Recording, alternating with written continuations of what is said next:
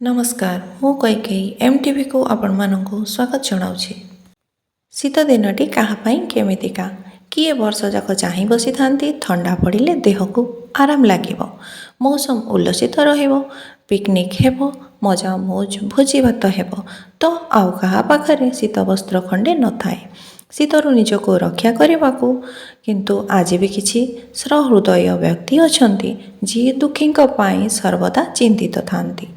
ତେଣୁ ମୟୂରଭଞ୍ଜ ମାରୁତି ସେନାର ସଦସ୍ୟମାନେ ଚିନ୍ତା କଲେ ଜିଲ୍ଲାରେ ବିଭିନ୍ନ ଅଞ୍ଚଳ ବୁଲି ଅସହାୟମାନଙ୍କୁ ଶୀତବସ୍ତ୍ର ବଣ୍ଟନ କରିବେ।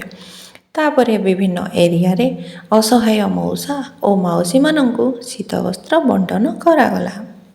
ଏହି କାର୍ଯ୍ୟକ୍ରମକୁ ଆୟୋଜନ କରିଥିଲେ ମୟୂରଭଞ୍ଜର ମାରୁତି ସେନାର ପୂରା ଟିମ୍ ଓ କାର୍ଯ୍ୟକ୍ରମକୁ ପରିଚାଳନା କରିଥିଲେ ଜିଲ୍ଲା ସଂଯୋଜିକା ଲଳିତା ମୁର୍ମୁ, ବିକାଶ, ବିଦ୍ୟା ଭାଇ, ରୀତା, ଝୁନୁ, ସକିଲା, ପୂଜା ପ୍ରମୁଖ।